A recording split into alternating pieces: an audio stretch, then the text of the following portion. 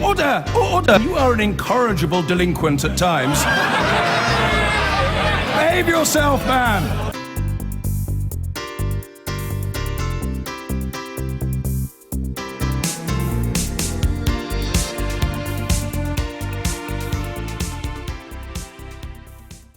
So the future of the Port Talbot Steelworks and thousands of jobs is in the balance tonight as executives at Tata Steel meet in Mumbai to decide its fate.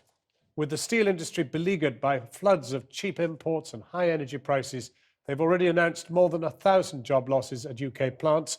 But now Tata bosses are considering whether to go for a total restructuring plan. We could know very soon. Our chief correspondent Alex Thompson is in Port Talbot now. Alex. Yes, John, wet and windswept. We are in the cold outside the front gates of the Port Talbot Steelworks, whilst halfway around the world in the heat of Mumbai, of course, they decide the future of the plant. Now, what's going on there is basically this. There is a deal being put to the board there. If they accept that deal, the 1,000 jobs you mentioned announced in January will still go. If they reject that deal, the whole place could be obliterated. 4,000 jobs in the plant at least will go. You can, according to some people around here, double that figure for the number of jobs in the town which depend upon it. Port Talbot Steelworks is quite simply Port Talbot Town, and we should know within the next hour whether it will go the way of so many other steel towns across the length and breadth of Britain. But as one person said, this place is certainly on tenterhooks today. The steam rises, the gas jets are ready, the sinter is loading the blast furnace today. But for how much longer in Port Talbot? The owners Tata in India poised to axe the steelworks, ending 4,000 jobs, destroying thousands more.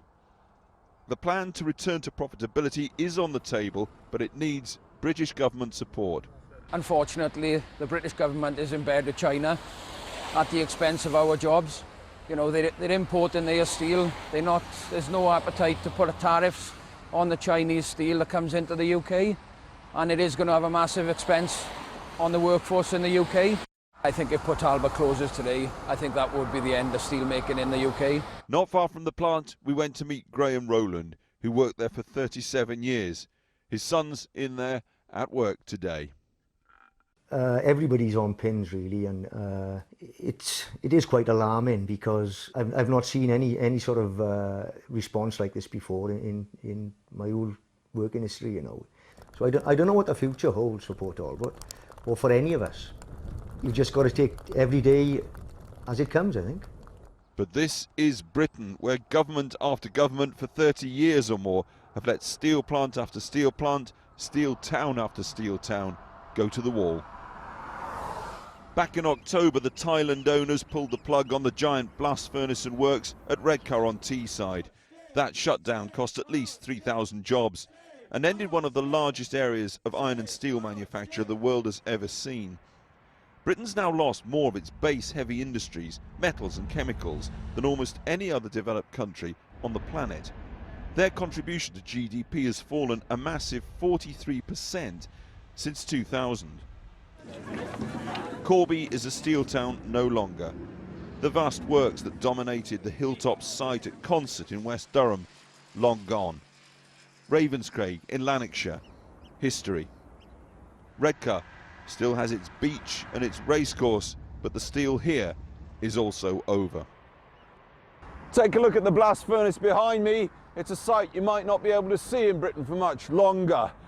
The length and breadth of these islands, people are increasingly asking how it is that Britain can be losing so much more of its steel manufacturing base than our EU competitors, because you can't explain that simply by talking about a global depression in prices, nor cheap steel imports from China. Because steel is the lifeblood of this town. It's the lifeblood of the community. It's gone on for so many years that everybody has some connection here with this works. Someone's got a friend or family that's either still employed here or they've been employed in this works in the past. People are very proud of the legacy of that steel industry. But you can't do it without government help, John. You can't do it without government help, and we need government help. If a government can turn around and help financial institutions and the banks, then they can help the steel industry, and they have to do it. It was only January that Tata cut 750 jobs at the plant. Barely 2 months on, and the next hour could decide its entire fate. And along with that, at least 6,000 jobs. No question this vast plant is hemorrhaging money, but it boils to this. The Tata board say they have a plan to get back to profitability, but it involves considerable financial input and coming on board by a certain organisation known as the British government. A lot of emotion, a lot of politics down here, as you can imagine, saying the government looks after bankers, farmers, financial institutions, but never miners or steelworkers.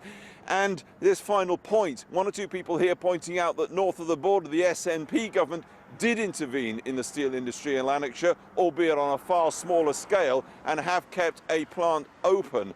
That is not lost on people down here as they wait in Port Talbot.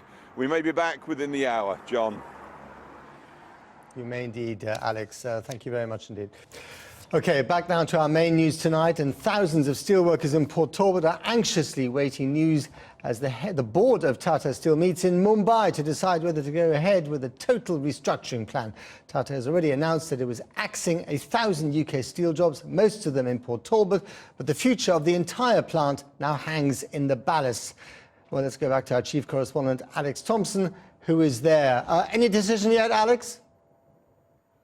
Well, if there is, it hasn't come our way yet. And one of the reasons for that is, quite understandably, the unions want to get straight exactly what has happened over in Mumbai and then disseminate that news thoroughly to their workforce and their members first and foremost.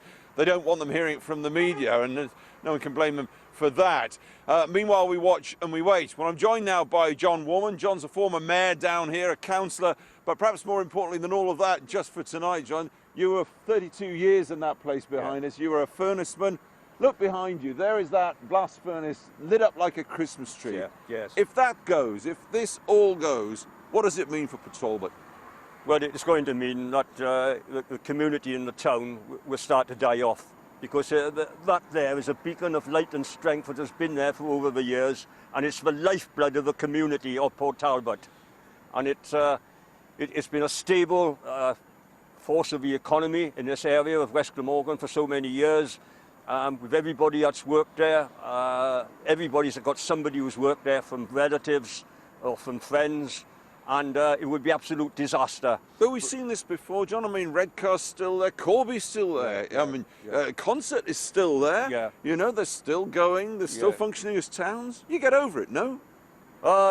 We get over it, but I mean, steel is the lifeblood, and it's going to take a long time for us to adjust. Because not everyone wants to make marshmallows, they want to make steel. That's right. what Port Talbot is all about. And also, perhaps tonight, we shouldn't talk about it as if it's already happened. You are quite clear that if there's a restructuring deal on the table from the board at Tata, it can happen. This place can make money, but you've got to have government input, right? Yes, that's quite correct, yes. You've got to have government support. That's vital, because we've been neglected by the government with the cheap steel imports that have come in. And vitally important, of course, is that if they can support finance in London with the banking institutions, they can support the steel and support the lifeblood of this community to make sure there's still a future here. It's our steel, it's our future, and that is Port Talbot. OK, well, the plea's made there in no uncertain terms to Westminster. If you're listening from John Warman here in Port Talbot and myself, back to you in London. Alex, thank you from Port Talbot. Okay. Those talks are still going on, as Alex said, and in tomorrow night's programme we hope very much to have the full story, and who knows which way it will go, because there's so much in the balance now. I've been getting